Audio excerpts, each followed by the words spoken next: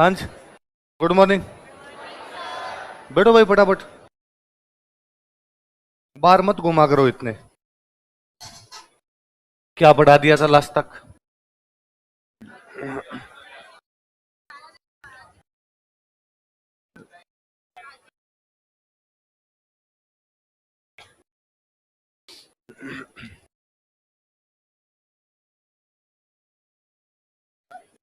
यही तो,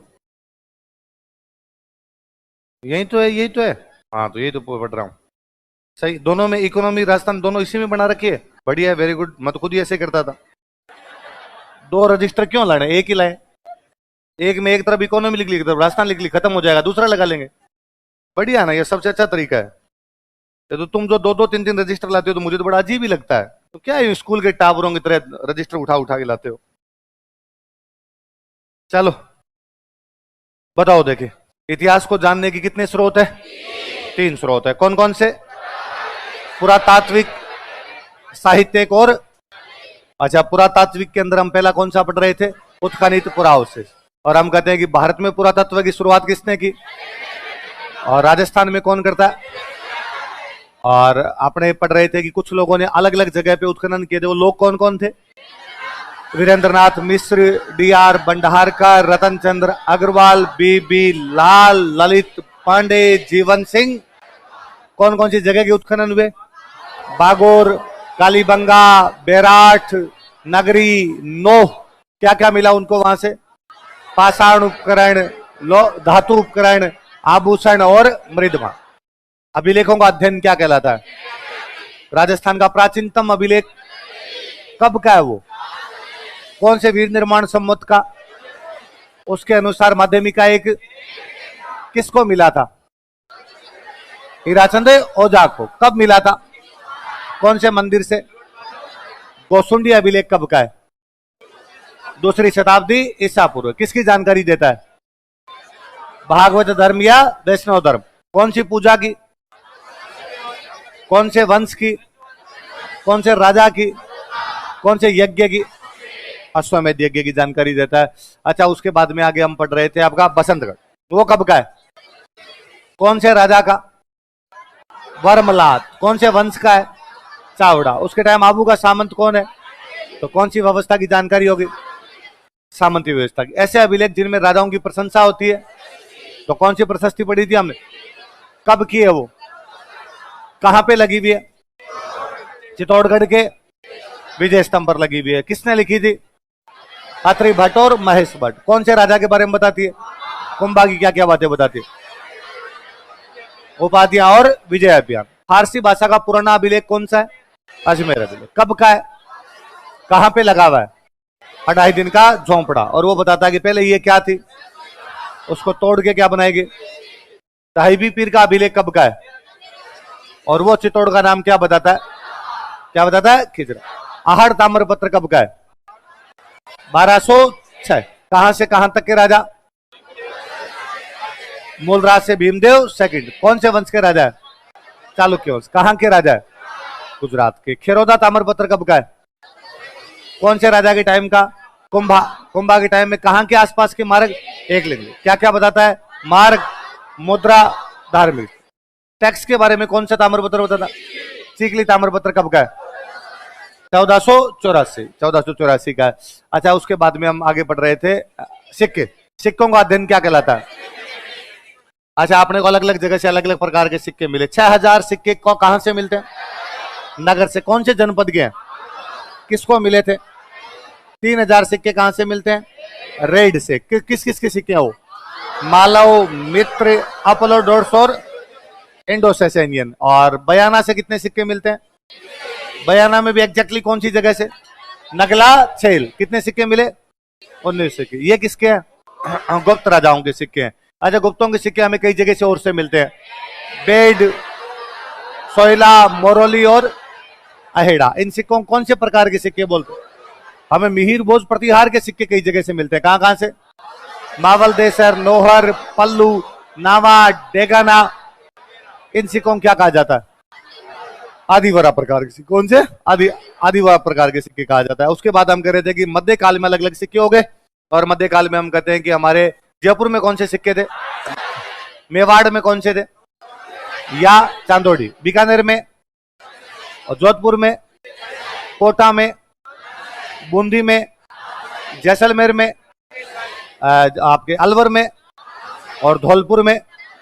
और अंग्रेजों के आने के बाद कौन से हो गए? तो प्राचीन काल के, मध्य काल के, आधुनिक काल के, सारे देख लिए थे। अच्छा, उसके बाद में हम आगे पढ़ रहे थे चित्रकला। हम पढ़ रहे थे प्राचीन शैल चित्र मिले हैं कौन कौन सी नदियों की घाटियों में? चंबल और छाजा। छाजा कहां पर है? चंबल कहां पर है? आलनिया के शैल चित्रों की खोज किसने की थी? बूंदी में शैल चित्र कहां से मिलते हैं? गदरडा। कहां से? बारा में, कन्यादय। अलवर में टडीकर और हरसोरा। जयपुर में और सिक्कर में। और इन ज्यादातर दृश्य कैसे दिखाई देते हैं हमें? और बाद में मध्यकाल में अलग अलग राजाओं ने अलग अलग शैलियां बना ली। कोटा, बूंदी, किशनगढ़ अलग अलग हो गई। उसके बाद क्या पढ़ रहे थे? स्थापत्य कला। कौन सी? स्थापत्य कला में हम एक पढ़ा था, मंदिर पढ़ा था। सबसे पुराना मंदिर जो किस प्रकार का पुराना मंदिर, किसकी जानकारी देने वाला? समय। कब का है वो? कहां पे बना हुआ है? झालरा पाटन। कहां पर है? और एक मंदिर और देखा हमने, जगत शिरोमणि मंदिर। कौन सी स्थापत्य कला का? मुगल। कहां पे बना जगत शिरोमणि? आमेर के अंदर बना। उसके बाद किस पे आ गए थे? मूर्ति कला। और मूर्ति कला का एक बेहतरीन उदाहरण कौन सा है? कीर्ति स्तंभ। उसको क्या कहते हैं? मूर्तियों का। मूर्ति कला क्या क्या जानकारियां देती है हमें? नृत्य, आभूषण, वेशभूषा, है ना, धार्मिक स्थिति, इन सब की। उसके बाद हम पढ़ रहे थे साहित्य। पहला कौन सा था? संस्कृत साहित्य। संस्कृत साहित्य में सबसे पहले कौन सा? मंडन। मंडन की बुक का नाम? किसके दरबार में था ये? क्या काम करता था? आर्किटेक्ट हुआ करता। कितने चैप्टर इस बुक में? क्या क्या बताता है? नगर, गांव, महल, दुर्ग, मंदिर और बाजार। एक और राइटर पढ़ा था, नयनचंद्र सूर्य। उनकी बुक का नाम? हमीर महाकाव्य। हमीर कहां का राजा है? रणथंभौर। कहां का है? कौन से वंश का? उस पर किसने हमला किया? अलाउद्दीन खिलजी ने हमला किया। और नयनचंद्र सूर्य किस राजा के दरबार में? वीरम तोमर। वीरम तोमर कहां का राजा है? अच्छा, एक और बुक पढ़ी हमने आगे, सॉरी, राजस्थानी साहित्य आगे। राजस्थानी पहली बुक कौन सी पढ़ी? मोहनोत नैणसी। तो मोहनोत नैणसी किस राजा के दरबार में था? किस पद पे था? उसके पिताजी का नाम? वो भी क्या थे? किस आरोप में गिरफ्तार किया गया? गबन के। और उसने अपने भाई के साथ जेल में, भाई का नाम क्या था? कौन गधा? और राजपूताने का अबुल फजल था। मुंशी देवीव्रत। कौन गधा नहीं भाई साहब, उससे भी अच्छा था। कालिका रंजन कानून को। ऐसी किताबें जिनसे राजा की ख्याति बढ़ती है। ख्यात क्या कहलाती है? ख्यात। नैणसी ने क्या लिखी? नैणसी ख्यात। कैसी जानकारी है इसमें? पॉलिटिकल। एक और किताब कौन सी लिखी? मारवाड़ परगनारी विगत। और क्या कहते हैं इसको? मारवाड़ का गजट। और इससे किसकी जानकारी मिलती है? जनगणना। किसकी जानकारी? सामाजिक, आर्थिक, प्रशासनिक, सारी जानकारी। अगली कौन सी पढ़ी थी? पृथ्वीराज राठौड़। कौन से राजा का भाई था? किसके दरबार में था? अकबर ने कौन सा किला दिया? गागरोन में कौन सी बुक लिखी उसने? कौन सी भाषा में? कौन सी शैली में? डिंगल शैली में। कौन कहता है 5वां वेद और 19वां पुराण? कौन कहता 10,000 घोड़ों की ताकत? कौन कहता पृथ्वीराज डिंगल का होरेस है? एलपी तेसितोरी कहां का था? अच्छा, उसके बाद में आगे कौन सा आ गया? फारसी। फारसी में पहला राइटर अमीर खुसरो। अमीर खुसरो की बुक खजान उल फुतूह है, या किसके आक्रमणों के बारे में बताती है? दूसरा राइटर कौन सा पढ़ा? अबुल फजल। अबुल फजल की बुक का नाम क्या है? अकबर नामा। कहां की जलवायु बताती है? कहां कहां की भौगोलिक स्थिति बताती है? मेवाड़, जयपुर, अलवर और किसके एक पक्षीय विवरण देती है? प्रताप और अकबर। और राजस्थान की कौन सी स्थिति बताती है? सांस्कृतिक स्थिति बताती है। उसके बाद कौन सा आ गया? अंग्रेज। अंग्रेजी में पहला बंदा कौन सा पढ़ा? कहां का था ये? राजस्थान क्यों आया? मराठों का बढ़ाइती सेनापति। कहां कहां अटैक किए? जयपुर, उदयपुर और राजस्थान के लिए किस शब्द का इस्तेमाल किया? ऐसा विलियम फ्रैंकलिन की कौन सी बुक में है? Military memoirs of James Tod. कहां का था? वो राजस्थान किस रूप में आया? पॉलिटिकल एजेंट बन के आया था वो राजस्थान के अंदर। और उसने अपने राजस्थान के लिए किस शब्द का इस्तेमाल किया? पहली बार राजस्थान शब्द का। उसके गुरुजी कौन थे? उसे हम राजस्थान के इतिहास का जनक कहते हैं। उसकी बुक का नाम बताओ। इसी का एक नाम और एक और बुक उसकी।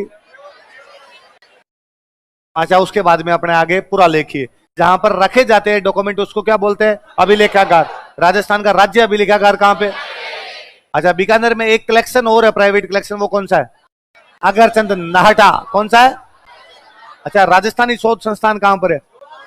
चौपासनी जोधपुर। प्रताप शोध संस्थान और नटनागर शोध संस्थान सीतामऊ कहां पर है? राजा को लेटर लिखे तो, राजा सबॉर्डिनेट्स को लिखे तो कौन से थे? परवाना। और यदि जनता राजा को लिखे तो कौन से थे? अरदास। और जिसके अंदर राज परिवार की दैनिक खर्चा लिखा हो, सिया है उजूर। कर्मचारियों के नाम और जातियां लिखियो, कौन से थे? राजा का डेली रूटीन लिखा हो, कौन सी थी? हकीकत बही। निर्माण कार्य की जानकारी हो, राजस्थान की सबसे प्राचीनतम बही और राजस्थान की दूसरी प्राचीनतम बही जोधपुर हुकूमत की बही। बेटा था हाँ, राजस्थान का प्राचीन काल। सबसे पहले काल कौन सा आता है? पाषाण काल के बाद कौन सा? बाद में, बाद में, बाद में, बाद में, बाद में, उसके बाद, उसके बाद लेगो पाषाण काल।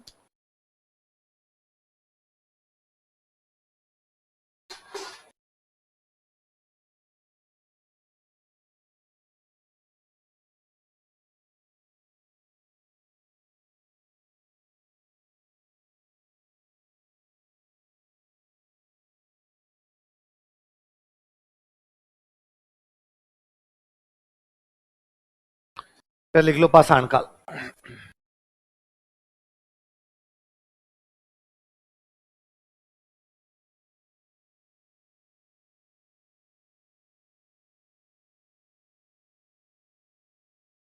पढ़ना अच्छा तो लगता है आपको? ये समझ में तो आती है? ये तो नहीं लेता कहां फंस गए, क्यों ये तैयारी का सोचा था हमने, है ना?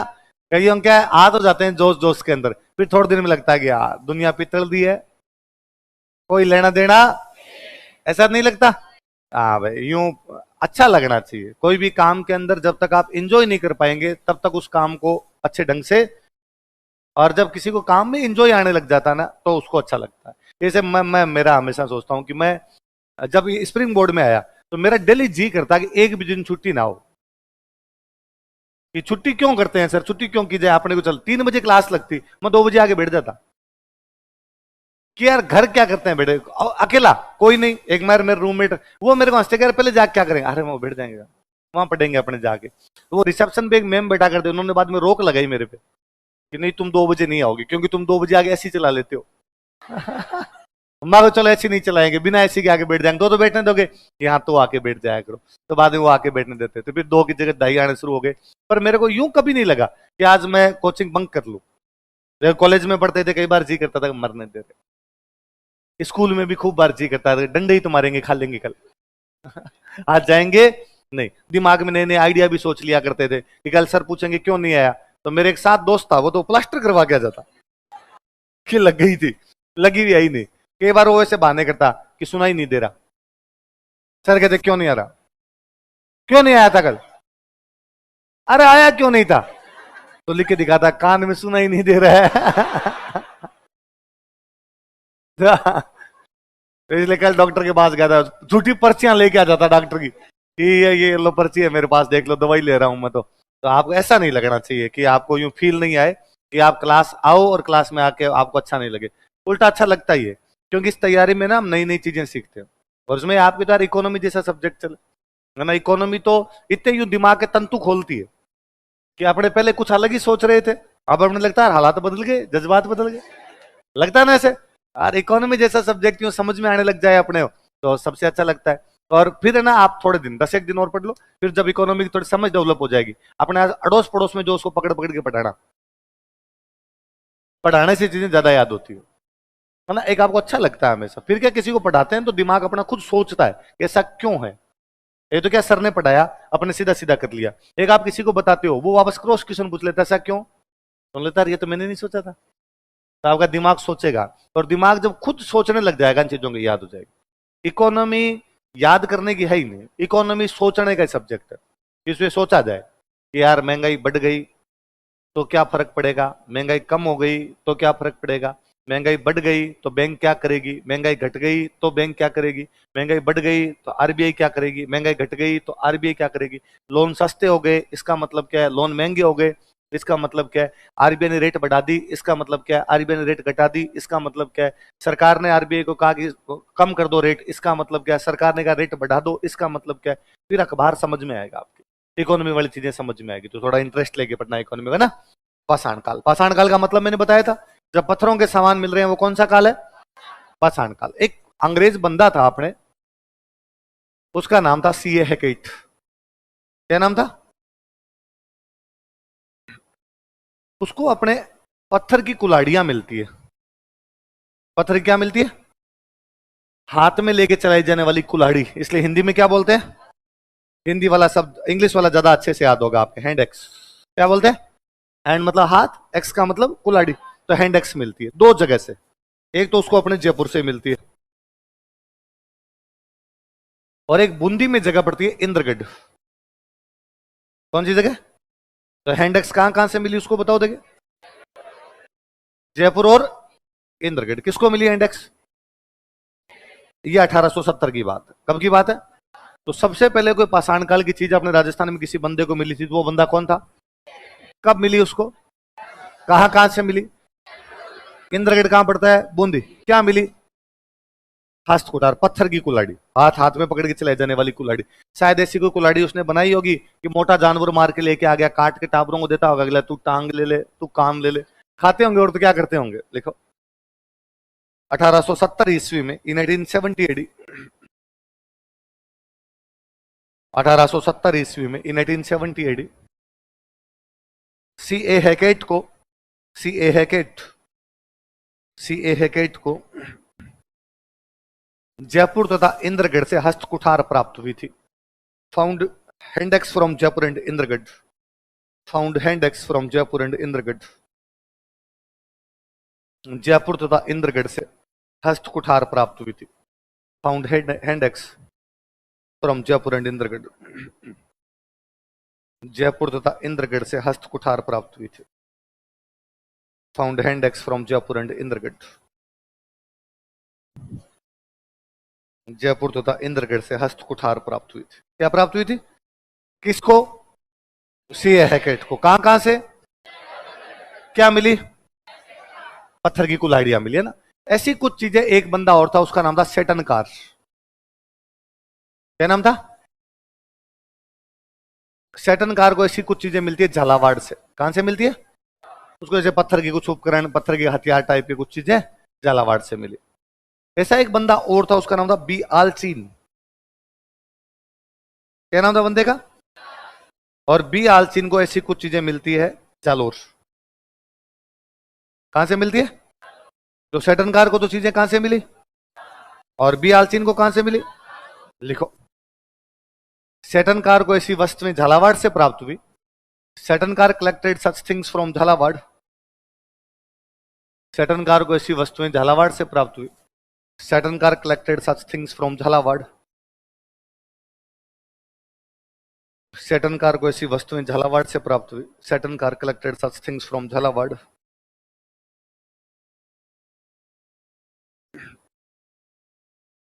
तथा बी आलचिन को ऐसी वस्तुएं जालोर से प्राप्त हुई। And B Allchin collected such things from Jalore, तथा बी आलचिन को ऐसी वस्तुएं जालोर से प्राप्त हुई। And B Allchin collected such things from Jalore, B Allchin को ऐसी वस्तुएं जालोर से प्राप्त हुई। B Allchin collected such things from Jalore, B Allchin को ऐसी वस्तुएं जालोर से प्राप्त हुई। तो हैकेट को कहां कहां से मिली थी ऐसी वस्तुएं, जयपुर इंद्रगढ़। सेटनकार को कहां से मिली, झालावाड़। और बी आलचिन को कहां से मिली, जालोर से ऐसी वस्तुएं मिलती है। अब ये इक्का दुक्का वस्तुएं कि कहीं पर कोई एक पत्थर की कुल्हाड़ी मिल गई, पत्थर का कोई मोटा पत्थर मिल गया शिकार करने टाइप का, तो दोनों साइड से थोड़ा थोड़ा उसको तीखा किया हुआ था ताकि शिकार आराम से हो जाए। तो ऐसे पत्थर के अलग अलग उपकरण मिलते हैं। अच्छा, किसी एक जगह से पत्थर के उपकरण का मिलना यह सिद्ध थोड़ी करता कि यहाँ आदमी रहता है। हो सकता है आदमी रहता तो यहाँ है, मनुष्य शिकार करने यहाँ गया और उस समय उसने शिकार किया और उसकी कुल्हाड़ी वहीं पे रह गई, तो वहां पर आदमी नहीं रह रहा। आदमी तो कहां पे रह रहा है? तो फिर कहा भाई ऐसे सेंटर ढूंढो, ऐसी जगह का पता लगाओ जहां पर प्राचीन काल में मनुष्य रहता होगा। तो राजस्थान में इस पाषाण काल में मनुष्य की सबसे बड़ी कोई बस्ती या सबसे पुरानी कोई बस्ती मिलती है अपने को, वो भीलवाड़ा के अंदर की जगह बागोर। कौन सी जगह? कि राजस्थान का सबसे पुराना आदमी यदि कहीं पर रहा होगा तो कहां पर रहा होगा? बागोर। तो कुछ केंद्र मिलते हैं, सेंटर मिलते हैं अपने को, लिखो केंद्र, सेंटर, हेडिंग डालो। कौन कौन से केंद्र है उनके बारे में पढ़ेंगे हम।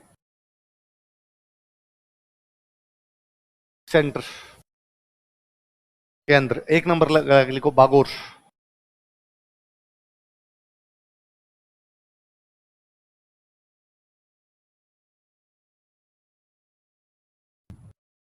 कोष्टक में लिखो भीलवाड़ा।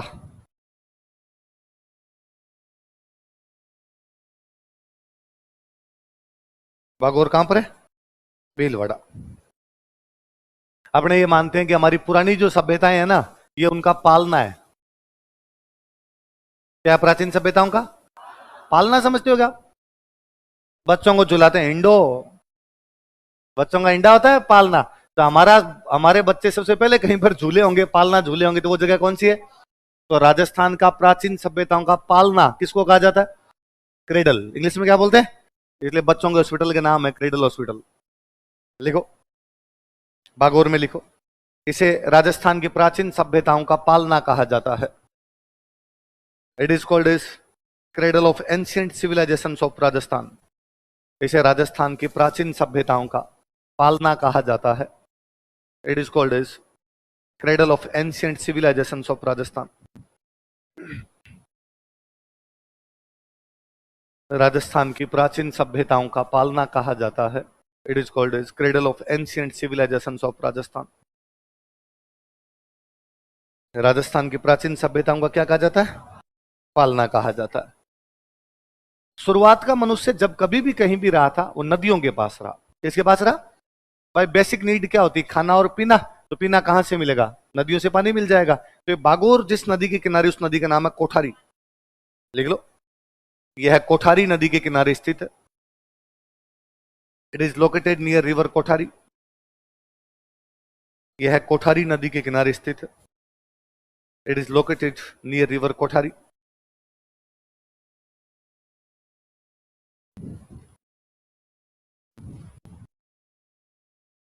कौन सी नदी किनारे स्थित है? कोठारी। मैंने बताया कि पुरानी जगह का पता लगाने का तरीका है उनकी खुदाई करो। खुदाई को इंग्लिश में कहते हैं अपने एक्सकेवेशन। क्या बोलते हैं? तो खुदाई करने वाले लोग होते हैं उनको क्या बोलते हैं? एक्सकेवेटर। या हिंदी में क्या बोलते हैं? उत्खनन करता। क्या बोलते हैं? लिखो एक्सकेवेटर। कि बागोर के उत्खनन करता कौन थे? और बागोर के उत्खनन करता है वीरेंद्र नाथ मिश्र। नाम से परिचित हो आप?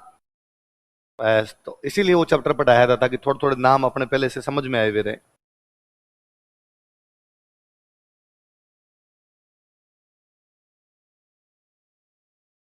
अब कोई आपसे पूछे कि बागोर के उत्खनन करता कौन थे, तो बागोर के उत्खनन करता कौन थे? वीरेंद्र नाथ मिश्र। कहां का उत्खनन किया? आप उत्खनन करेंगे तो कुछ ना कुछ चीजें मिलेगी। क्या एविडेंस मिले उनको? लिखो साक्ष्य, एविडेंसेस।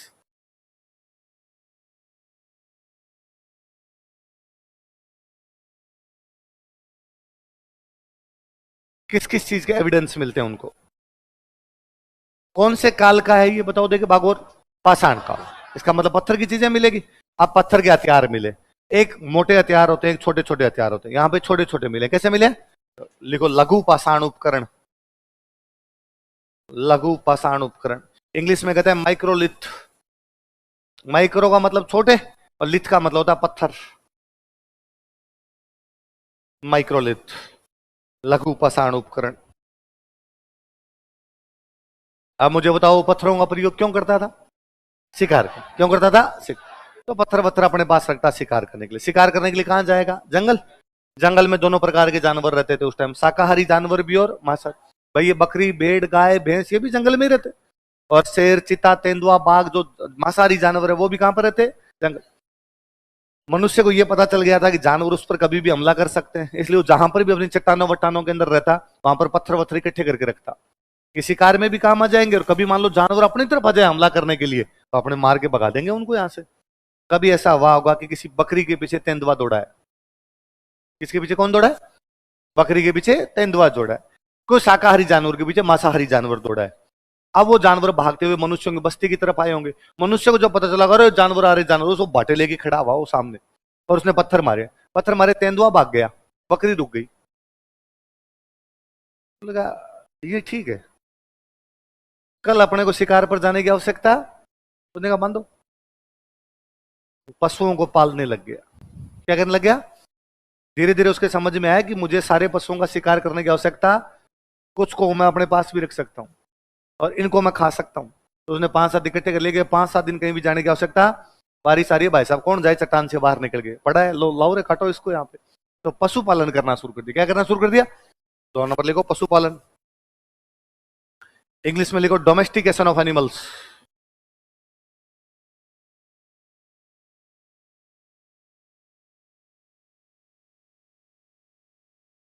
एनिमल्स को क्या बनाना शुरू कर दिया उसने? Domestic, domestication of animals. ये पशुओं को डोमेस्टिक बना लिया उसने। और क्या पता चलता है हमें उसके यहां से? हमें पता चलता है कि वो जो लाश हुआ करती थी, लाश को घर के बाहर ही गाड़ दिया करता। कोई आदमी मरा है तो उसको घर के बाहर ही उसने गाड़ दिया, लेकिन लाश के साथ में उसने खाने पीने का सामान रखा है। क्या रखा है? वो बर्तन रखे हैं। इसका मतलब वो मानता है कि बंदे का पुनर्जन्म होगा। क्या होगा? तब उसके बर्तन काम आएंगे, खाने पीने काम आएगा। हाथों हाथ पैदा होते ही कहां से लाएगा बर्तन, कहां से लाएगा खाना पीना, तो उसके काम आ जाएंगे। तो लाश के साथ में क्या मिलती है? खाद्य सामग्री, और क्या मिलते हैं? बर्तन। लिख लो, शव के साथ खाद्य सामग्री व बर्तन। Food items and utensils with dead body. Food items and utensils with dead body.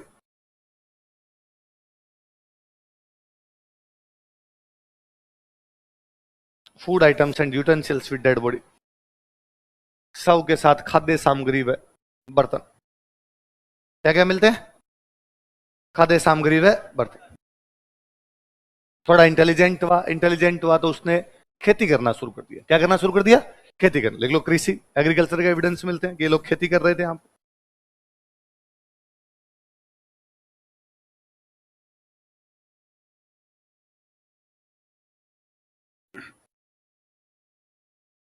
क्या करने लग गया था?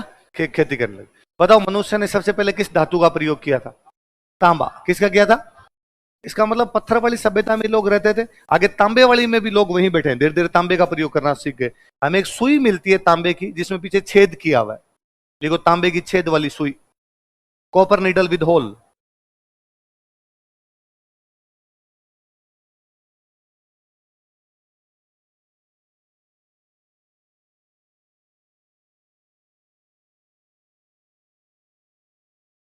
Copper needle with whole.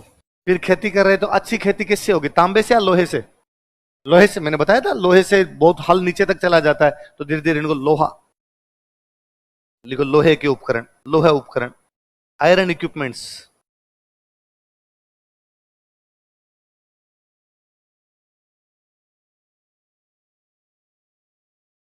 इसका मतलब है बागोर लंबे टाइम तक बना रहा है। पत्थर वाले लोग यहाँ पे थे, फिर धीरे धीरे यहीं के लोगों ने किसका प्रयोग करना शुरू कर दिया? तांबा। फिर यहीं के लोग कहां पर आ गए? लोहा। हजारों हजारों लाखों सालों तक ये सभ्यता बनी। सभ्यता बीच में से टूटी, कंटिन्यूअस सिविलाइजेशन है, क्रमिक सभ्यता है, निरंतर सभ्यता है। ये सबसे पहले कौन से लोग रह रहे हैं यहाँ पे? पत्थर वाले। तो उनके क्या मिल रहे हैं अपने को? लघु पाषाण उपकरण। क्या मिल रहे हैं? बोलो, क्या मिल रहे हैं? खाने के लिए पशु खाते, इसलिए क्या करना शुरू कर दिया? क्या करना शुरू कर दिया? पशुपालन। लाश के साथ में क्या मिलती है? खाद्य सामग्री और बर्तन मिलते हैं। और उसके बाद में खाने के लिए किसका प्रयोग करने लगे? खेती का। कौन सी धातु पहले आई थी? तो तांबे की क्या मिली है? बाद में कौन सी धातु आई? तो लोहे के भी क्या मिले हैं? उपकरण। खेती के टाइप के उपकरण, इस टाइप की चीजें मिलती। क्या क्या मिला है वो सारे बताओ दो, एक साथ बोलो। लघु पाषाण उपकरण, पशुपालन, शवों के साथ खाद्य सामग्री और बर्तन, कृषि, तांबे की छेद वाली सुई और लोहे के उपकरण। ये सारे कहां से मिलते हैं? जो कि कौन से जिले में? कौन सी नदी के किनारे है? किसने उत्खनन किया था? वीरेंद्र नाथ मिश्र ने। और इसे राजस्थान की प्राचीन सभ्यताओं का। अब भागौर एक बड़ा गांव है, इतना बड़ा गांव मान लो भागौर। अब तो लोग उसमें यहां भी रहते हैं, यहां भी रहते हैं, यहां भी रहते हैं। पर प्राचीन काल में तो पूरे में नहीं रहेंगे, किसी एक जगह से शुरुआत की होगी और शुरुआत में यहां रहते होंगे लोग। फिर धीरे धीरे गांव फैलता फैलता फैलता फैलता यहां तक आ गया होगा। तो आप पुरानी चीजें तो कहां से मिलेगी? यहां से मिलेगी, यहां से तो नहीं मिल सकती पुरानी चीजें। तो भागौर में जिस जगह से पुरानी चीजें मिली है अपने को, उस जगह का नाम है महासतिया। क्या नाम है? तो कोई पूछेगा आपसे कि भागौर में कौन सी जगह का एक्सकेवेशन किया गया था, कौन सी जगह का? नीचे एक अलग से लाइन लिखो, साक्ष्य हो गए, अलग से एक लाइन लिखो स्टार लगा के। महासतिया नामक स्थान का उत्खनन किया गया था। Place named Mahasatiya was excavated. Mahasatiya नामक स्थान का उत्खनन किया गया था। Place named Mahasatiya was excavated. Mahasatiya नामक स्थान का उत्खनन किया गया था। Place named Mahasatiya was excavated.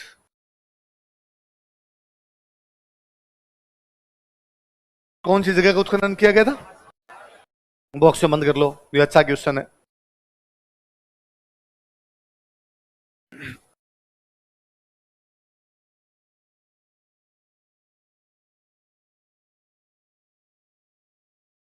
दूसरा लिखो भाई, तिलवाड़ा।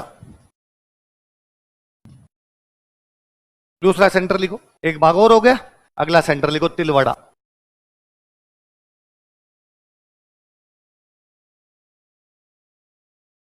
अगला सेंटर कौन सा है? चल कॉस्ट्यूम। हाँ हाँ? नहीं करने, मैंने लिखवाया थोड़ी। यस, जो काम की चीज होगी मैं लिखवा दूंगा। देखो आ गया तिलवाड़ा। क्वेश्चन लिखो बाड़मेर। तिलवाड़ा कहां पर है? वही नदियों के किनारे, इसलिए तिलवाड़ा लूणी नदी के किनारे। कौन सी नदी के? देखो, यह है लूणी नदी के किनारे स्थित है। It is located near river Luni. यह है लूणी नदी के किनारे स्थित है। It is located near river Luni.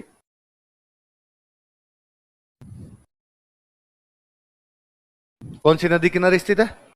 Luni नदी के किनारे स्थित है। उत्खनन करता लिखो वीरेंद्र नाथ मिश्र, वो सेम ऊपर वाले। उत्खनन करता वीरेंद्र नाथ मिश्र। तो तिलवाड़ा और बागौर दोनों का उत्खनन किसने किया? वीरेंद्र नाथ मिश्र। हाँ? अभी तो लिखा है ऊपर। उत्खनन करता कौन है बताओ देखे? वीरेंद्र। लिखो साक्ष्य, एविडेंसेस। क्या क्या साक्ष्य मिलते हैं? साक्ष्य, एविडेंसेस। वही पत्थर वाली जगह है तो पत्थर के उपकरण मिलेंगे, वही छोटे छोटे उपकरण मिले। लिख लो लघु पाषाण उपकरण, माइक्रोलिथ। लघु पाषाण उपकरण। पशुओं से क्या करता? शिकार। शिकार किसका करता? पशुओं का। धीरे धीरे पशु क्या करने शुरू कर दिए उसने? देख लो पशुपालन, डोमेस्टिकेशन ऑफ एनिमल्स। पशुपालन, डोमेस्टिकेशन ऑफ एनिमल्स। पशुपालन। एक चीज के साक्ष्य अलग मिले यहां पे लिखना, अग्निकुंड, फायर अल्टार्स।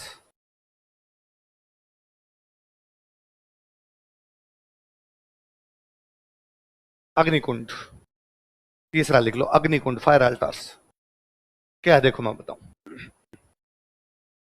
अभी हम दो चीज पढ़ रहे हैं कि भाई मनुष्य की शुरुआत की बेसिक नीड थी खाना और पीना। पीने के लिए वो नदी के पास में रहा था, खाने के लिए उसने पशु पालने शुरू कर दिए। मनुष्य को अब चैलेंज मिलने शुरू हुए। कहां से मिल रहे हैं चैलेंज उसको? प्रकृति से। कहां से मिल रहे हैं? नेचर से कुछ चैलेंज मिलने शुरू हुए। जैसे क्यों नदी के पास में रहता है, नदी में पानी धीमा धीमा पानी आता है, वो नदी के पानी में नहा लेता है, नदी का पानी पी लेता है। एक दिन नदी में भयंकर पानी आया, भयंकर पानी आया। उसने जहां कुछ झोंपड़ी वोंपड़ी गुफा उफा जो थी उसमें घुस गया पानी। उसको पूरी रात बाहर ही बैठा रहना पड़ा। उसको लगा आज ये क्या है, आज ये नदी में पानी अचानक तेज क्यों हो गया? बारिश होती थी, वो अपनी बारिश के अंदर नहा लेता, बारिश का आनंद लिया करता। कभी ऐसा हुआ कि मूसलाधार बारिश हुई, बहुत भयंकर बारिश हुई। वो पेड़ पौधों के नीचे जहां कहीं रहता था उस दिन तो बारिश रुकने का नाम ही नहीं ले रही, पूरी रात ठिठुरा होगा पानी के अंदर। हवाएं चलती, धीमी धीमी हवाएं चलती। कभी हवा तेज चली, तूफान आया, उड़ गया उसका बाहर जो कुछ भी पड़ा था। कुछ भी इकट्ठा कर रखा था उसने, वो सारी चीजें उड़ उड़ा गई। धीरे धीरे उसको ये लगने लगा कि कोई ना कोई बंदा है जो ये सब करता है। उसे लगता कि यार नदी जहां से आती है वहां कोई पीछे एक बंदा बैठा है, वो बटन दबाता है तब पानी चलता है, बटन दबाता है तब पानी बंद हो जाता है। कई बार वो बटन तेज कर देता है, पानी तेज आता है, बाढ़ आ जाती है।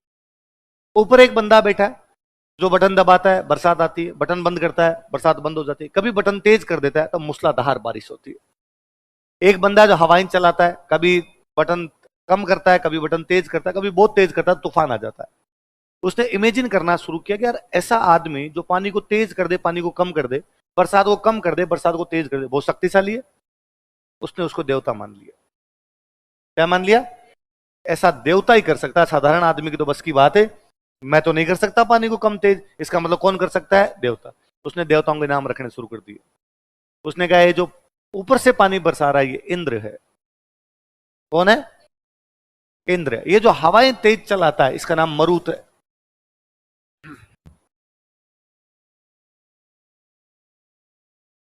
क्या नाम है? हवाओं का जो देवता है मरुत, जिसका हमने एक नाम और दिया बाद में, पवन। क्या नाम दिया? इसलिए हनुमान जी का नाम हुआ पवन पुत्र हनुमान। क्या नाम हुआ? इसलिए हनुमान जी का नाम है मारुति। क्या नाम है? क्योंकि किसके बेटे हैं?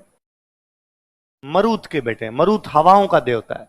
इसलिए भारत में जब कार की पहली कंपनी बनाई गई, उतनी तेज चलेगी जितनी तेज हवाएं चलती है। जैसे हनुमान जी उड़े थे वैसे हमारी कार उड़ेगी, इसलिए कंपनी का नाम क्या रखा गया? तो उसने देवता बनाए। एक देवता मरुत है, एक देवता इंद्र है, समुद्र में जो देवता है वो वरुण है। सब अलग अलग अलग प्रकार के उसने इसमें देवता स्थापित कर लिए। वो इमेजिन करने लगा कि यार इन देवताओं को राजी कैसे रखा जाए, कैसे मैं इन देवताओं को राजी रखूंगी। प्लीज ज्यादा बारिश मत करना, प्लीज ज्यादा तेज हवाएं मत चलाना, प्लीज बारिश कर दो, इस बार तो की नहीं तुमने, क्यों नाराज हो गए मेरे से। तो लगा यार ये शक्तिशाली है देवता, नॉट रीचेबल है, मैं उस तक नहीं पहुंच सकता, तो मेरा मैसेज कौन भेज सकता है वहां पर, मेरा मैसेज वहां कन्वे कौन करेगा। तो लगा मेरे आसपास में शक्तिशाली चीज कौन सी, क्योंकि शक्तिशाली देवता के पास में मैसेज भेजना है तो चीज भी क्या होनी चाहिए? शक्तिशाली। उसके आसपास में सबसे शक्तिशाली कोई चीज थी तो वो थी अग्नि। क्या थी? क्योंकि अग्नि से वो अपना भोजन पका रहा था, अग्नि से वो सर्दी गर्मी बारिश में अपना बचाव कर रहा था, कहीं ना कहीं ठंड ज्यादा है तो अग्नि जला रहा था। तो उसे लगा यार अग्नि शक्तिशाली चीज है, अग्नि के माध्यम से मैं देवताओं को क्या कर सकता हूं? राज्य। उसने अग्नि जलाई, अग्नि जला के सामने बैठा और सामने बैठे कहा, हे अग्नि देवता, जाकर कहो इंद्र देवता से कि बारिश कम कर दे। हे अग्नि देवता, जाकर कहो इंद्र देवता से इस बार बारिश तेज करवाई है ही नहीं। हे अग्नि देवता, जाकर कहो मरुद से कि हवाएं थोड़ी कम चलाए। हे इंद्र देवता, जाकर कहो नदियों से इस बार पानी थोड़ा तेज आए। हे इंद्र देवता, जाकर कहो नदियों से इस बार पानी थोड़ा कम कर दे। देवताओं के पास में मैसेज भेजने वाला उसने जो अपना देवता रच लिया, अपना देवता जो क्रिएट कर लिया, वो देवता कौन है? इसलिए देवताओं को राजी करने के लिए वो अग्नि जलाने लगा। उसी को हम अग्नि कुंड बोलते हैं। क्या बोलते हैं? जहां पर अग्नि जलाता उसको क्या बोलते हैं? 2010 के आरएस प्री में क्वेश्चन था, वह कौन सा देवता है जो मनुष्यों का समाचार देवताओं को देता है? कौन सा देवता है? अगला कोई पूछे कि वह देवता कौन है जो मनुष्य तथा बाकी देवताओं के बीच मीडिएटर का काम करता है? कौन है? यह भी नहीं कि अग्नि साधारण चीज, अग्नि को भी उसने देवता माना। उसने कहा पावरफुल है तो अग्नि भी अपने आप क्या है? देवता। तो उसने अग्नि का भी खूब सम्मान किया। इसलिए आज दिन तक हम फेरे अग्नि के चारों तरफ लेते हैं, क्योंकि हमारा मानना है कि जो दो लोग फेरे ले रहे हैं, जो दो लोग शादी कर रहे हैं, ये देवताओं को याद करके कर रहे हैं। किसको याद करके? हम कहते हैं देवताओं को साक्षी मानकर विवाह किया जाता है। पंडित जी के फेरों में मंत्र सुनना, कभी पंडित जी कहते हैं, हे भगवान ब्रह्मा विष्णु महेश, अपना तमाम आशीर्वाद इस जोड़े को दीजिए ताकि सुखी सुखी अपना जीवन व्यतीत करे। हे देवताओं के राजा इंद्र, अपना पूरा बल बुद्धि वीर्य इन सबको दीजिए ताकि सुखी सुखी अपना जीवन यापन ये सब कर सके। हम जानते हैं कि हम ब्रह्मा विष्णु महेश इंद्र तक डायरेक्ट समाचार नहीं पहुंचा सकते, इसलिए हम सारी बातें किसको कहते हैं? अग्नि जाए और अग्नि जाके उन सबको कहे। आज तक कभी ऐसा सुना आपने कि पानी की बाल्टी बीच में रख के फेरे ले लिए? नहीं ले रहे ना। फेरे किसके चारों तरफ ले रहे हैं? क्योंकि अग्नि क्या है? देवता। अग्नि क्या है? कैसा देवता? मध्यस्थ। कैसा देवता है? मीडिएटर देवता, जो हमारे तथा बाकी देवताओं के बीच में क्या काम करता है? मध्यस्थता काम करता है। अग्नि खुद भी देवता है। आप और नोटिस कीजिए, ये कल मंगलवार है, मंगलवार को अपने मम्मी बालाजी के प्रसाद चढ़ाती है, घरों में हनुमान जी की पूजा करते हैं। हनुमान जी क्या प्रसाद चढ़ाते हैं? हम चूरमान बना के चढ़ाते। एक तरीका तो यह है कि मम्मी चूरमा ले और चूरमा लेके बालाजी के मुंह के लगा देगी, लो बालाजी खाओ। आप ये क्या याद रखोगे मंगलवार को चूरमा खिलाया था? पर मम्मी ऐसा नहीं करती। मम्मी पहले चूल्हे से लेके आती है दूपिया, अंगारा, खीरा लेके आती है, बालाजी की मूर्ति के आगे रखती है, फिर उस पर धीरे से चूरमा रखती है, क्योंकि मम्मी जानती है कि हनुमान जी नॉट रीचेबल है। इसलिए हनुमान जी तक चूरमा पहुंचाने का काम कौन करेगी? अग्नि। कौन करेगी? अग्नि भी देवता है। इसलिए मम्मी जब अग्नि पर चूरमा रखती है तो बहुत सा सम्मान धीरे से हाथ लगा के उस पर रखती है। ऐसा नहीं कि मम्मी दूर से चूरमे की गोली बनाती है और अग्नि कहती है ले ए कैच कैच, है ना, प्लीज कैच कर ले। ऐसा नहीं, हम अग्नि का भी पूरा क्या करते हैं। राजा युद्ध करने के लिए जाता था। राजा क्या करने जाता? हम कहते हैं युद्ध करने से पहले यज्ञ करता। क्या करता? अश्वमेध यज्ञ। अश्व छोड़ने से पहले क्या किया उसने? उसने यज्ञ किया। यज्ञ करते हम कहा हे देवताओं, मैं अपना यज्ञ कर रहा हूं आपको राजी करने के लिए, अब मैं अपना अश्व छोड़ूंगा, मुझे शक्ति दीजिए ताकि मैं राजाओं से जीत सकूं। इसलिए घोड़ा छोड़ने से पहले भी वो क्या कर रहा था? जीत की दुआ मांगने से पहले भी क्या कर रहा था? इसलिए आप अभी थोड़े दिन बाद अखबार में पढ़ोगे, वर्ल्ड कप शुरू होने वाला है, अखबार के अंदर आएगा इंदौर में क्रिकेट प्रेमियों ने यज्ञ का आयोजन किया तथा भारतीय क्रिकेट टीम की जीत की प्रार्थना की। क्यों किया यज्ञ? क्या होगा? क्योंकि हम मानते हैं कि देवताओं के पास समाचार केवल कौन भेज सकता है? अग्नि भेज सकता है और कोई। आप कई बार और पढ़ोगे, जैसे मान लो राजस्थान में कांग्रेस की गवर्नमेंट है तो आएगा भाजपा कार्यकर्ताओं ने एक सद्बुद्धि यज्ञ का आयोजन किया। किसका आयोजन किया? कि कांग्रेस की सरकार को क्या दे, या कांग्रेस वाले कहेंगे कि कांग्रेस कार्यकर्ताओं ने सद्बुद्धि यज्ञ का आयोजन किया कि मोदी सरकार को क्या दे। क्योंकि सद्बुद्धि कौन दे सकते हैं? देवता। कौन दे सकते हैं? और देवताओं के पास मैसेज कौन लेके जाएगा? सिंगल टाइम आपने ऐसा सुना कि भाजपा कार्यकर्ताओं ने पानी का छिड़काव करके सद्बुद्धि देने की मांग की? नहीं है ना। क्या किया जा रहा है? अग्नि जलाई जा रही है। क्या जलाई जा रही है? तो जब तक मनुष्य ने मूर्तियां नहीं बना ली थी, देवताओं को राजी करने के लिए अग्निकुंड बनाता था। क्या बनाता था? कि उसके दिमाग में नहीं है, उसको लगा यार उसके पास मैसेज कैसे भेजूं मैं, तो मेरे पास जो शक्तिशाली चीज है वैसे मैसेज भेज दूं। वो शक्तिशाली इंद्र है, मेरे पास शक्तिशाली अग्नि है, तो अग्नि मेरा मैसेज कहां लेके जाएगी? धीरे धीरे इंटेलिजेंट हुआ और उसने इंद्र को इमेजिन किया। उसने इंद्र को इमेजिन किया कि इंद्र के 4 हाथ होंगे, इंद्र के एक मस्तक है, इंद्र के एक मुकुट है, इंद्र इतना मोटा ताजा शक्तिशाली होगा। इसलिए उसने मूर्ति बना ली। क्या बना ली? अग्निकुंड के बाद अगला जो कार्यक्रम है पूजा का, वो कौन सा आपका? मूर्ति।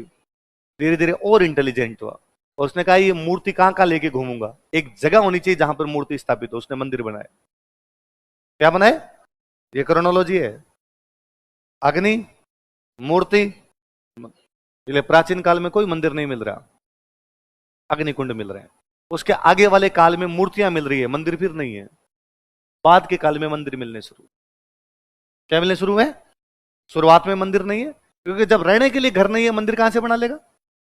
मूर्तियां नहीं है उसके बाद, जब तक उसको खाने पीने का नहीं पता मूर्तियां कैसे बना लेगा? धीरे धीरे इंटेलिजेंट हुआ तो बनाए। तो यदि कहीं से अग्निकुंड मिलते हैं, इसका मतलब है मनुष्य धार्मिक हो गया है। क्या हो गया? उसके रिलीजियस कंडीशन की तरफ इशारा जो कोई चीज करती है, कौन सी करती है? अग्निकुंड। क्या करती है? भले बड़ी चीज है। अच्छा, राजी करने के लिए आप कहते हो कि सर आज तो ठीक है अपने चूरमा चढ़ा देते हैं, खीर चढ़ा देते हैं, वो राजी करने के लिए क्या करता होगा? उसके पास पशु थे तो झटके किए उसने, पशु बलि। क्या दी होगी? पशु बलि। तो अग्निकुंड के आसपास में इस प्रकार के जानवरों की चीजें मिल जाती है अपने को। इसका मतलब उसने राजी, उसने कहा होगा भाई मैं तो छोटा सा ही खाता हूं, इतना सा खाता हूं, इंद्र थोड़ा शक्तिशाली तो पूरा बकरा ही खाता होगा। तो उसने पूरा बकरा काटा, लो इंद्र भगवान आप जानो ना, आपका काम जाने, अब बकरा दे दिया, अब तो कम से कम क्या दी जाए मुझे? वारिस दी जाए। धीरे धीरे हम सीखे कि ना यार तरीके और भी हो सकते हैं, तो हमने कहा चूरमा चढ़ा दो। चूरमा बनाना सीखे तब तो चूरमा ही चढ़ाने लगे। मैं बताऊं आज दिन तक गांव में जब बारिश नहीं होती यज्ञ करते हैं और 99.99% मामलों में बारिश आ जाती है। इसलिए हमारा विश्वास जमता है कि इंद्र राज्य किससे होता है? विश्वास की बात है। मानो तो भौमिया है, नहीं मानो तो बाटा है, मानो तब तो वो देवता है, नहीं मानो तो पत्थर है। सिंपल सी बात। वो विवेकानंद जी का एक वो सुनाया जाता है, पता नहीं विवेकानंद जी का है, किसी ने विवेकानंद जी के नाम पे अपने चिपका लिया, पर ऐसा कहा जाता है कि विवेकानंद जी को एक बार तो अंग्रेजों ने पूछा कि यार तुम हिंदू कहते हो घट घट में भगवान है, कण कण में भगवान है, भगवान सब जगह? हाँ, सब जगह है भगवान। तो भगवान तो यहां भी है, भगवान यहां भी है, भगवान यहां भी है, भगवान यहां भी है, भगवान यहां भी है, तो मंदिर क्यों जाते हो? तो सब जगह ही भगवान है। फिर तो कहीं खड़े हो जाओ, हवा में खड़े होकर दो हे भगवान, मंदिर क्यों जाना है फिर तुम्हें? उनका एग्जैक्टली ये कमरा है, इस कमरे के अंदर सब जगह हवा है, वहां भी हवा है, वहां भी हवा है, वहां भी हवा है, वहां भी हवा है, फिर भी हम पंखे के नीचे जाके क्यों बैठते हैं? क्योंकि पंखे के नीचे हवा की डेंसिटी एग्जैक्टली मूर्ति के आगे भगवान ज्यादा फील होते हैं, बाकी जगह भगवान फील नहीं दे रहे। वहां पर हमें डेंसिटी महसूस होती है, संकेंद्रण महसूस होता है, भगवान का भक्ति का संकेंद्रण होता है। इसलिए वो चीज पहले अग्नि है, फिर मूर्तियां हैं, फिर मंदिर, पहले बड़ी चीज है। तो तिलवाड़ा से हमें क्या मिलते हैं? अग्नि। तीनों चीजें क्या क्या मिले, तीनों बातें बताओ। लघु पाषाण उपकरण, पशुपालन, तिलवाड़ा और बागोर दोनों का उत्खनन किसने किया? किसने किया? वीरेंद्र, वीरेंद्र नाथ मिश्र। तो सुनो, इन वीरेंद्र नाथ मिश्र की एक बुक है, सुनना एक बार, बाद में लिख लेंगे आप। बुक का नाम है बागोर एंड तिलवाड़ा।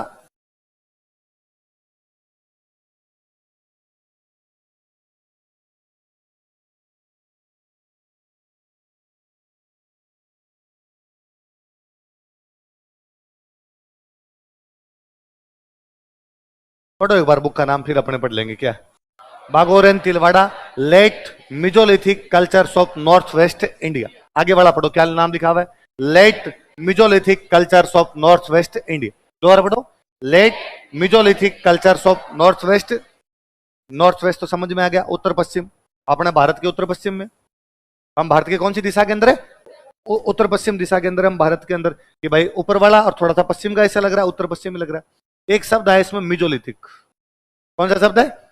अब देखो मैं कौन सा काल पढ़ा रहा हूं अभी आपको, पाषाण काल। कौन सा है? पाषाण काल को हम तीन भाग में बांट सकते हैं। एक बहुत पुराना पाषाण काल, उसको बोलते हैं पूरा पाषाण काल, क्या बोलते हैं? पैलियोलिथिक, इंग्लिश वाले कहते हैं पैलियोलिथिक। एक थोड़ा बीच का सा पाषाण काल, उसको हम कहते हैं मध्य, क्या कहते हैं? एक थोड़ा नया पैलियोलिथिक, मिजोलिथिक, नियोलिथिक। कौन कौन से हो जाएंगे? Palaeolithic, mesolithic, Neolithic. इसमें क्या वर्ड है? इसका मतलब कौन सा पाषाण है? कौन सा है? अब मैं ये क्यों बता रहा हूं, जहां मध्य पाषाण काल आएगा वहां पे लघु पाषाण उपकरण होंगे। कौन से होंगे? क्योंकि शुरुआत में पुराने टाइम के अंदर तो मनुष्य में इतनी बुद्धि रही नहीं होगी, उसने कहा कि जो जैसा बाटा मिल जाए वो लेके शिकार कर लूंगा। धीरे धीरे उसके समझ में आया कि यार मोटा पत्थर फेंकते हैं तो दूर नहीं जाता, छोटा पत्थर फेंकेंगे दूर जाएगा, शिकार वहां खड़ा है, मैं भाग के उसके पास जाऊंगा, यहां से पत्थर फेंकूंगा जाएगा नहीं, भाग के उसके पास जाऊंगा जानवर भाग जाएगा। इसलिए उसने कहा पत्थर छोटे हो, छुपा जाए पीछे, यहीं से फेंका जाए, सड़ जाएगा एक में। धीरे धीरे उसकी ओर समझ में आया कि यार पत्थर गोल है, गोल पत्थर से मरता नहीं है जल्दी, तीखा करो, पत्थरों को तीखे करने शुरू कर दिए उसने। तो ये सब चीजें इवोल्व हुई उसके धीरे धीरे। तो बागोर तिलवाड़ा, आप कोई पूछे कि इन तीनों पाषाण में से कौन से पाषाण की है? मध्य पाषाण का। कौन सी? मध्य पाषाण में भी क्या लिखा है? लेट है। मध्य पाषाण में भी बहुत नीचा, शुरुआत का नहीं, मध्य पाषाण काल का बाद नव पाषाण काल की तरफ उमड़ता हुआ जो इलाका है उसमें है आपका। तो पहले कौन सा? पूरा, फिर कौन सा होता है? मध्य, फिर कौन सा होता है? बागोर तिलवाड़ा दोनों कैसे हैं? ऐसा हमें कौन बता रहा है? वीरेंद्र नाथ मिश्र। कौन बता रहे हैं? क्योंकि उत्खनन किसने किया था? तो कौन सी बुक लिखी इन्होंने? Bagor and Tilwara, late Mesolithic cultures of north west. पहले पड़ गई। आपको इस बुक का नाम पूछ ले कि Bagor and Tilwara, late Mesolithic cultures of north west India किसने लिखे? जिसने उत्खनन किया वो। जब उत्खनन वीरेंद्र नाथ मिश्र कर रहा है तो बुक भी कौन लिखेगा? वही बता सकता है इसके बारे में। लिख लो वीरेंद्र नाथ मिश्र की पुस्तक और आगे बुक का नाम लिख लो।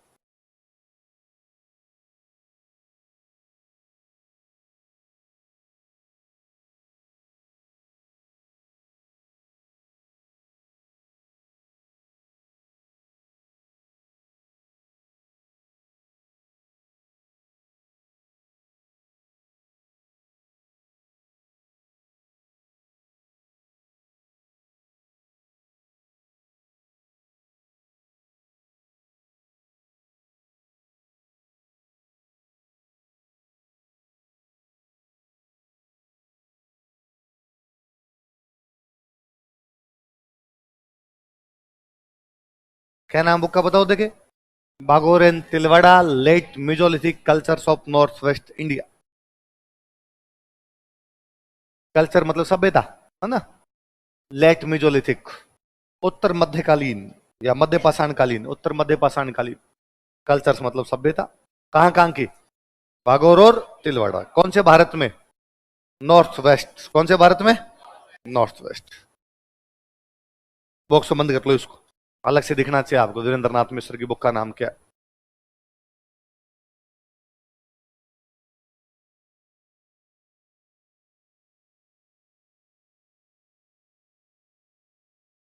क्या नाम बुक का। Bagor and Tilwara late Mesolithic cultures of north west. दो सेंटर पढ़ लिया हमने, कौन कौन से। बागोर। बाकी कुछ सेंटर के नाम नाम है बस, उपासना काल के सेंटर इतना याद रखना, ज्यादा कोई याद रखने वाली बात नहीं। मैं नाम लिख रहा हूं, आप भी उतार लो, उनमें ज्यादा नहीं पढ़ना आपने। बस डिस्ट्रिक्ट याद कर लेंगे कहां कहां है और वो जगह कौन कौन सी है।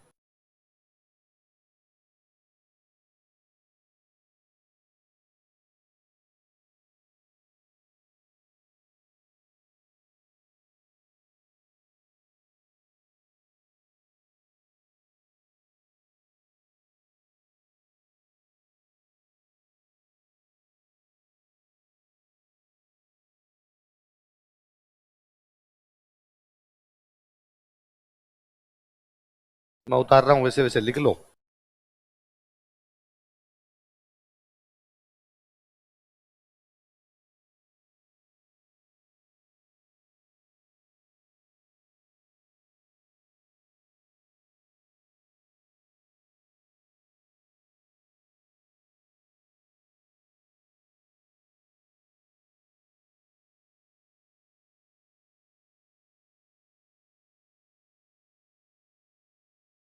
लिख लिया।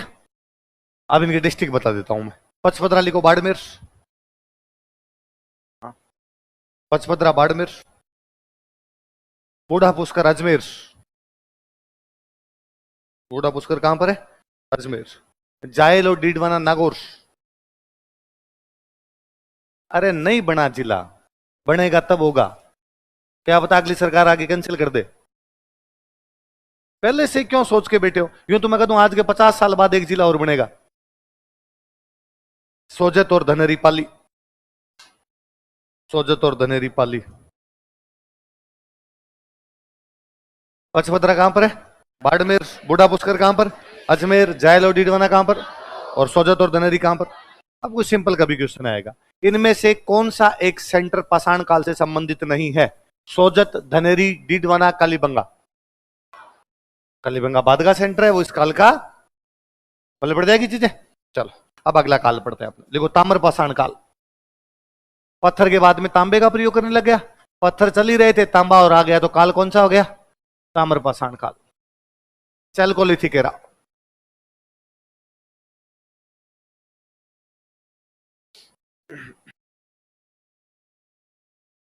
ताम्र पाषाण काल, चैल्कोलिथिक एरा।